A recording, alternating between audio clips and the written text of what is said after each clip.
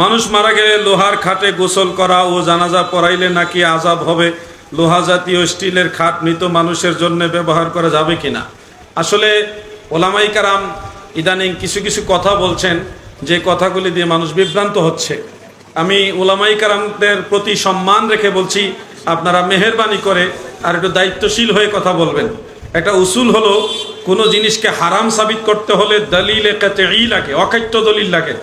অকাট্য দলিল ছাড়া কোনো জিনিসকে হারাম বলা যাবে না।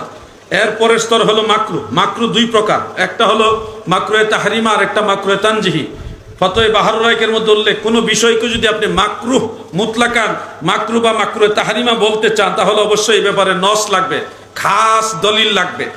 নস ছাড়া কোনো জিনিসকে মাকরুয়ে তাহরিমা বলা যায় না। এরপরে মাকরুয়ে তানজিহি যেটা, এটা মুস্তাহিদের কিয়াসের দ্বারাই হয়। অবশ্যই আমরা সবাই মুকাল্লিদ, মুফতি হইলেও আমরা মুকাল্লিদ তবকার মুফতি, আমরা কিন্তু মুজতাহিদ ওই যে ৬ তবকার কেউ না। সবাই আমরা মুকাল্লিদিনের অন্তর্ভুক্ত ফকিহ। সেই হিসাবে আমাদের দায়িত্ব হলো পূর্বের মুজতাহিদ যারা, ওনারা যে ফতোয়া দিয়েছেন সেটা নকল করে, মানে সেটা হুবহু মানুষকে শোনানো, সেটা ওইভাবে মানুষকে জানানো।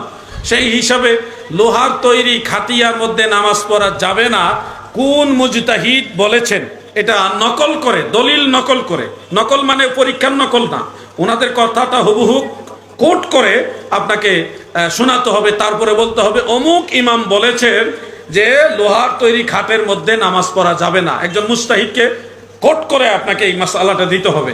আপনি নিজে নিজে মাসআলা সাবিত করতে পারবেন না, করলে দলিলে খাস লাগবে। শুনুন, কাঠের তৈরি খাট হোক আর লোহার তৈরি বা স্টিলের তৈরি হোক, সেটা যদি আপনাদের সুবিধার অনুকূলে হয়, লাশ ধোয়া, লাশ বহন করা ইত্যাদি এসব কাজে যদি আপনাদের মানে মুসল্লিদের আপনাদের যদি সেটা অনুকূলে হয়, সহযোগী হয়, বুঝা না হয়, আপনাদের জন্য যদি কষ্টকর না হয়, কষ্টদায়ক না হয়, তাহলে সেটা অবশ্যই জায়েজ আছে। আর লোহার তৈরি খাতিয়ার মধ্যে লাশ বহন করলে কবরে আযাব হবে, এই ধরনের কোনো নস আমার জানা নাই। কেউ যদি এই ধরনের নস জানেন, সুস্পষ্ট দলিল সহকারে, সনদের মান সহকারে, অথবা মুজতাহিদ ফতোয়া দিয়েছেন এটা কিতাবের হাওলা সহকারে বলবেন। এইভাবে হুটহাট করে একটা মাসআলা দিলে মানুষ বিভ্রান্ত হয়। পরামর্শ হিসেবে বলবেন যে কাঠের যে খাটিয়া এটা ব্যবহার করেন, এটা উৎসাহ দিতে পারেন আপনি, যে পূর্ব থেকে এটা চলে আসছে ওটাই ব্যবহার করেন। কিন্তু একটা জিনিসকে হারাম কিংবা মাকরুহ অথবা মাকরুহে তানজিহিও যদি বলতে চান, সেটার জন্য অবশ্যই রেফারেন্স দিয়ে কথা বলতে হবে।